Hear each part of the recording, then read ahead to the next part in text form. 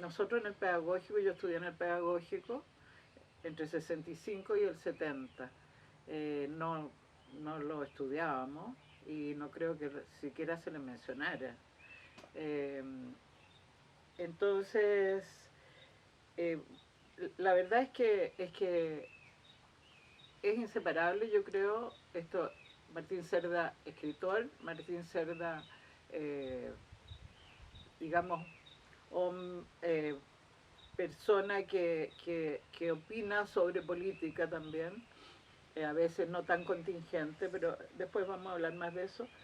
Eh, Eso es inseparable, porque en esa época eh, era la Guerra Fría y por lo tanto era muy mal visto, por decir así, desde el pedagógico, seguramente desde la católica no, pero desde el pedagógico, un, una persona que no es que no se comprometiera, sino que no se comprometía con la situación social eh, del momento, y más bien era un crítico, profundamente crítico. Yo diría, no tanto por todo lo que leí a los chilenos, como, como él era, como era un lector privilegiado en el sentido que leía muy bien, pero además tenía mucho acceso a revistas y periódicos y libros, que yo no, no me explico mucho cómo. Guillermo Núñez, que es mi marido, que es pintor, también nació el 30 y, y me decía que él, por ejemplo, durante buena parte de su juventud, Guillermo, nunca supo de Martín Cerda, a pesar que eran de la misma edad, te fijas, eran distintos caminos. O sea, Guillermo era un tipo que estuvo en las juventudes comunistas, era justo, no diré lo contrario, pero era distinto. Porque yo pienso que esto que de los escritos de Martín, que eran interesantísimos, yo creo que un poco él se adelantó no solo al modo de enfocar y a los autores que usaba, porque, por ejemplo, él es el gran introductor de Roland Barthes en Chile, sin duda. Habla de Foucault, bueno, y de, bueno, todos los Marie Duras, todos los franceses sobre todo. Pero también fue un adelantado, yo creo, en el escepticismo. O sea, él era muy crítico y esa forma de ser, de no querer comprometerse con un partido, por ejemplo, en ese tiempo era casi impensable. O sea, yo en ese tiempo tenía menos de 20 años, pero cuando entré al pedagógico, digamos. Pero nosotros, como les digo, yo creo que nunca se le mencionó. Y eh, eran tiempos también, bueno, Guerra Fría, ¿no? Totalmente separados los dos lados. Entonces Martín, que era un tipo que, si uno revisa los artículos de Peck y otros, era muy crítico de la Unión Soviética. Y aquí la mayoría de muchos de los intelectuales, no la mayoría, muchos de los intelectuales comprometidos por lo menos, eran miembros del Partido Comunista. Entonces, hay ahí algo muy desgarrador. O sea, yo estaba revisando el libro que hice de entrevistas, es La memoria modelo para armar, y justamente uso la palabra desgarro. Eh, yo ponía la actividad de Cerda, lucachano convencido, su labor cultural y sus escritos evidencian, a mi modo de ver, el desgarro de un intelectual escéptico. Él habla de la sociedad enmascarada, de la farsa, por ejemplo, en el artículo al padre, que es hermosísimo. Un intelectual escéptico que prefirió el camino de la independencia en un momento en que el compromiso con los cambios, me pregunto, con la izquierda, era casi la norma. Y eso acarreaba eh, una soledad también. A pesar que Martín tenía muchos amigos, parece por lo que él dice, Porque yo también yo lo encontré alguna vez y era un tipo muy querido. Eh, bueno, pero volviendo un poco atrás, entonces lo que les digo, o sea, yo a Martín Cerda, no sé cuándo, lo oí nombrar, digamos, por primera vez, pero nunca estudiar. O sea, nosotros nunca... Bueno, él no tenía libros tampoco, porque la palabra que él da es del 82, o sea, bastante posterior. Pero eh, su modo de escribir también era diferente. O sea, estos fragmentos, ¿no es cierto? Era un escritor muy fragmentario. Eh, Me llamaba la atención la cantidad de epígrafes que pone a casi todo, a casi todos sus artículos, notas. Bueno, ustedes ahí en el trabajo este de precisiones, ahí muy evidente, ¿no? Pero eh, entonces, yo creo que él, de nuevo, fue como un adelantado. O sea, se salía del, de la norma. No quiero decir canon, porque no me gusta esa palabra y no sé si es el canon. Lo que sucede también es que ahí yo creo, no sé, a mi modo de ver, habría como que mirar cómo eran, cómo se constituía un poco la universidad, si ustedes quieren, o si la parte de... En ese tiempo no había una carrera de literatura, era castellano. Eh, y los profesores eran muy despectivos. Por ejemplo, de Lynn, yo oí que los profesores eh, no concebían que alguien que no tenía un título universitario entrara, fuera a la universidad, enseñara, ¿no? Entonces hay una serie de cosas bien complejas, porque esos profesores no eran de izquierda, por ejemplo. Estoy pensando en Goich, estoy pensando en Jorge Guzmán. Eh, Eran a lo mejor, bueno, Goich no era de izquierda en ningún modo. Bueno, no era por militancia que lo dejaban de lado, ¿me entiendes?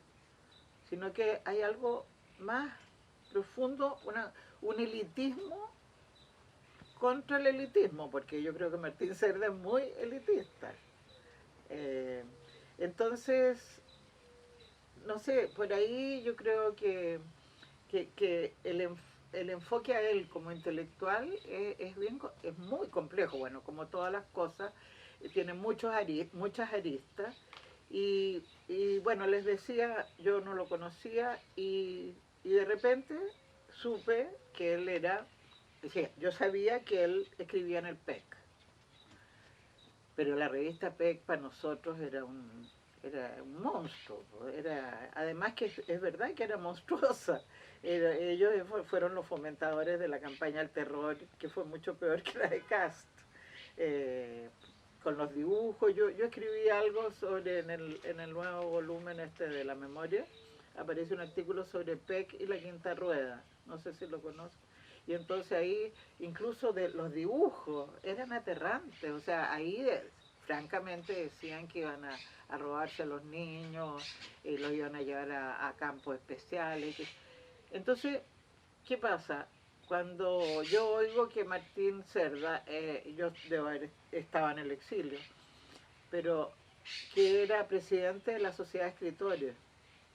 Entonces uno se preguntaba, pero ¿cómo este gallo, presidente de la Sociedad de Escritores, pero digamos en el sentido más positivo, porque él yo creo que aceptó eso, se me figura que muy a contrapelo, porque le quitaba mucho tiempo seguramente, para lo suyo, para escribir, qué sé yo.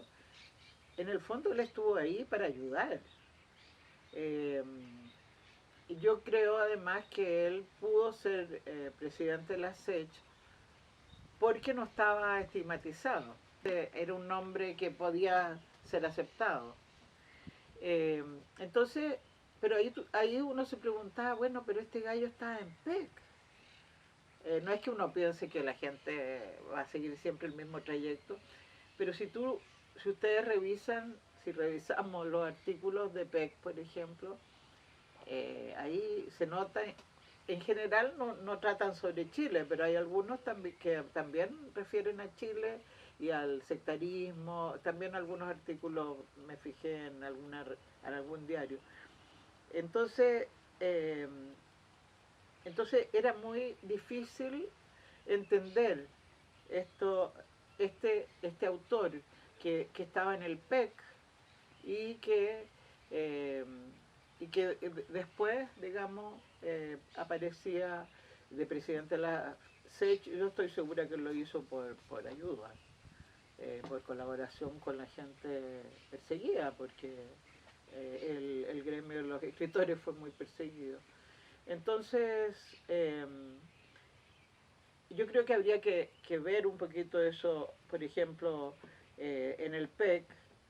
Sin duda, lo que escribía Martín eran, yo no sé si eran ensayos, no sé, eh, pero eran generalmente sobre autores extranjeros, lo que en ese tiempo era bien mal visto también, porque había como eh,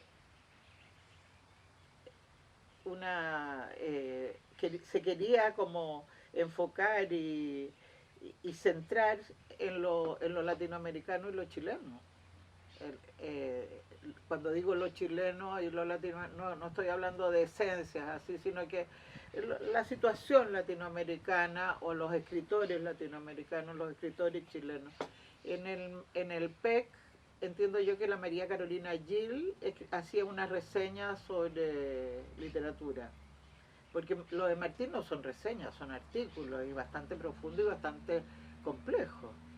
Entonces, eh, en el PEC también, en cultura, porque era política, economía y cultura.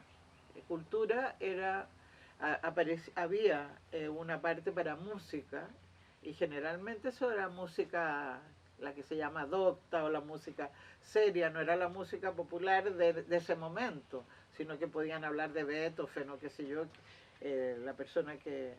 Era bien curiosa en realidad esa revista, es interesante, muy interesante porque siendo tan política le daba bastantes páginas a la cultura. Y había una parte también de artes plásticas, artes visuales. Y entonces, en el fondo yo creo que Martín, bueno, por ese escepticismo, por ese modo, él tomaba una distancia en el fondo, distancia con la situación eh, más contingente. Entonces, esa distancia le permitía colaborar con el PEC. Eh, seguramente otra, yo creo que difícilmente le podían dar 2 páginas como le daban, o una página entera, que era un artículo de unas 4 páginas, yo creo, en otro medio, tal vez, y porque los medios de izquierda no lo consideraban para nada, ¿no? Entonces, y casi todo era de izquierda en ese ámbito, en el ámbito intelectual.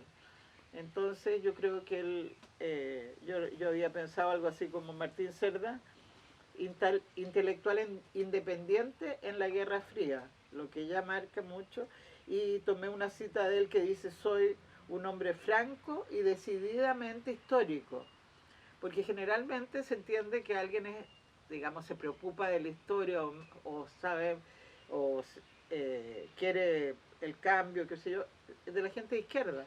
En cambio, yo creo que él sabía mucho más que, que, que la mayoría, sin duda, de la gente de izquierda, ¿te fijas? Entonces él conocía, por ejemplo, muy bien las atrocidades de Stalin y se oponía mucho a eso también con justa razón. Pero como les decía antes, el Partido Comunista tenía mucha fuerza entre los intelectuales, eh, mu eran militantes muchos, entonces eh, ahí se producía el quiebre, porque nosotros, yo también fui comunista, eh, no creíamos a los imperialistas, lo que decían los imperialistas. Entonces era un mundo totalmente dividido, ¿no? Eh, y bueno, eh, el hecho que eh, escribiera sobre autores, por ejemplo, extranjeros que prácticamente aquí no se conocían. Eh, el otro día te pregunté por el libro que él traía traducido desde Francia, que era de Merleau-Ponty, no me acuerdo cuál, pero... Y por supuesto no se lo aceptaron acá. Además este mundillo, todavía yo creo, el mundo intelectual eh, estudioso, de estudiosos, es tan restringido y tan sectario por un lado y tan eh, descalificador. Entonces, seguramente no habían oído nunca hablar de Merleau-Ponty, no sé a qué editorial se habrá, pero puede ser Zigzag, Nacimiento, no sé, la universitaria es posible. En vez de haber averiguado con los profes de filosofía o qué sé yo, no, simplemente lo descartaban, aunque hubieran hecho 100 ejemplares, ¿no? Entonces, y después de tanto tiempo, más de 10 años creo, se publican recién en Argentina, traducido por otra persona. Entonces, en ese sentido yo digo, vuelvo a la palabra, que es fea, pero como adelantado. O sea, era un tipo que claro, por su concepción del intelectual también, eh, tenía que ser incomprendido en ese momento, porque claro, nosotros, la gente de izquierda, estábamos preocupados también de la situación, nosotros vivimos en un país subdesarrollado y por lo tanto queríamos cambio. En ese sentido, yo creo que él también los quería, pero no era su, su, su principal eh, su principal dedicación, evidentemente que no.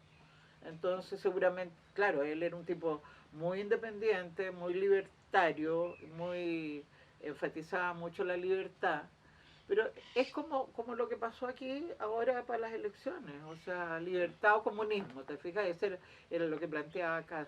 Entonces era muy difícil que él pudiera integrarse, yo creo, y a pesar de eso se integró, pero desgraciadamente la mayoría de sus obras han sido publicadas post-mortem, porque él publicó 2 obras en vida nomás. La palabra quebrada el 82 y Escritorio el 86, o un poquito después, 87. Y, todo lo otro es posterior, o sea, un trabajo de Alfonso Calderón, que era su amigo y que es un gran rescatador, y además un tipo intelectualmente, por ejemplo, yo encuentro que Alfonso Calderón lo deberíamos estudiar. Alfonso Calderón, por ejemplo, también tenía concepciones, yo creo, bastante cercanas a las de Martín, pero él estaba comprometido también políticamente. El, el, el, el otro,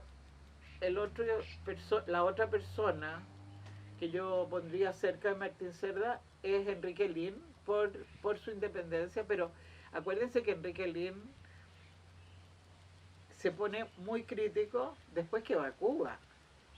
Después que va a Cuba. Entonces es distinto. También era un tipo que estaba